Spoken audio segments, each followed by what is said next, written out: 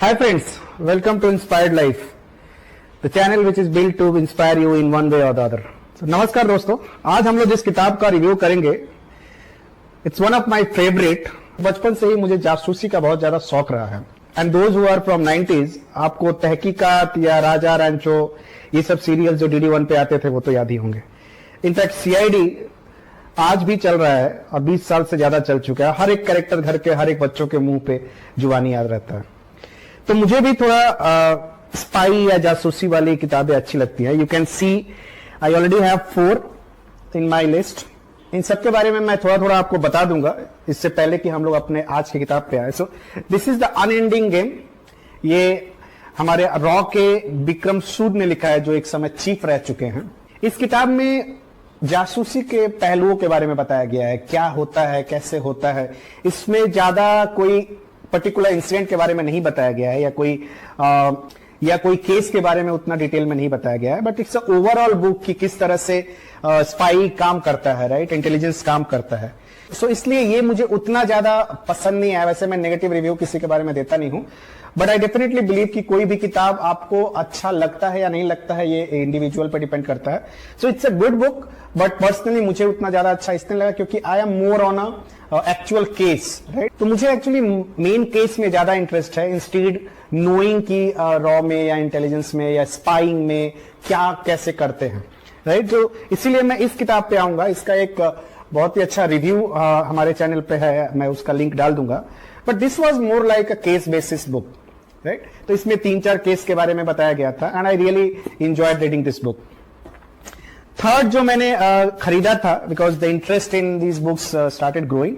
Third मेरा जो था ये मोहनलाल भास्कर का ऊपर था। ये भी एक इंडियन स्पाई थे जो पाकिस्तान में गिरफ्तार हो गए थे। ये भी कहानी मोर और लेस वो 1971 के आसपास की है, बट इसमें बहुत ज्यादा जो सफरिंग्स होते हैं, जो एक इंटेलिजेंस आदमी अगर पकड़ा जाता है किसी दूसरे देश का, उस पर क्या बीतती है, ये आपको इस किताब में मिलेगी। So coming to our main book for today, calling Sehmat by Harinder Sikka. This is one of the book, और अगर आप बिगिनर हैं and if you really want to start somewhere, I will ask you to go for this book. I will tell you the reasons. इस किताब में हर एक चीज है। रोमांस है, ब्रेकअप है, पैट्रियोटिज्म है, देश के प्रति भक्ति, देश के प्रति कुर्बान कर देना, देश के प्रति अपने प्यार को कुर्बान कर देना, राइट।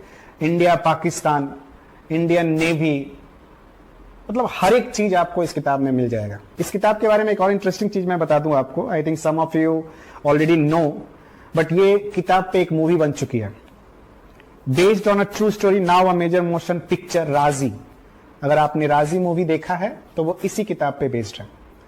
बट राजी में सब कुछ नहीं दिखाया गया है। आई वुड से कि इसका 50% है और कीप इट 60, बट इस किताब में उससे काफी ज्यादा है। नाउ राजी मैं पहले देख चुका था, शायद वो रीजन हो या जो भी, ये इतना ज्यादा मुझे अच्छा लगा कि I was just not able to stop myself. मैं बस पढ़ता ही गया।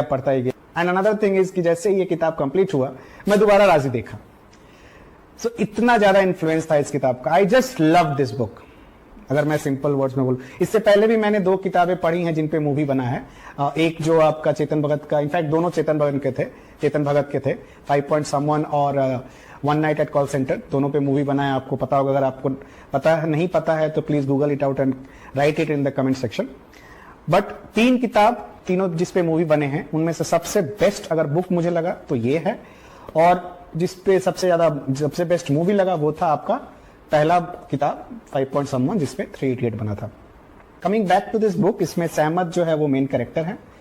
ये हिदायत खान जो कश्मीर में रहते हैं, उनकी बेटी का स्टोरी है। हिदायत खान एक एजेंट थे, आप बोल सकते हैं। इंडिया पाकिस्तान में उनका जाना आना रहता था बिजनेस के सिलसिले में। तो उनका एक बिजनेस भी था और वो एक एजेंट भी थे। इंडिया को पाकिस्तान में जो भी हरकतें होती थी वो यहाँ बताते थे। और मूवी के अनुसार अगर आप देखें तो उनको, पाकिस्तान के तरफ के लोगों को लगता था कि हिदायत खान एक्चुअली उनके एजेंट है। सो एक डबल गेम का स्टोरी है, बट एक्चुअली वो इंडिया के ही तरफ से थे। उनको लंग में एक ट्यूमर हो जाता है, जिसके वजह से वो श्योर हो जाते हैं कि अब वो शायद नहीं बच पाए। तो लेकिन उसी समय ये 1971 का चल रहा था, तो वो चाहते थे कि कोई अपना उस तरफ जाए। एंड ही डिसाइडेड कि वो सहमत को, जो उनकी अपनी बेटी, अपनी लाडली बेटी, उसको वो भेजेंगे, क्योंकि पाकिस्तान की तरफ के लोग उनको उनकी अपनी बेटी के अलावा किसी और पे भरोसा नहीं करते.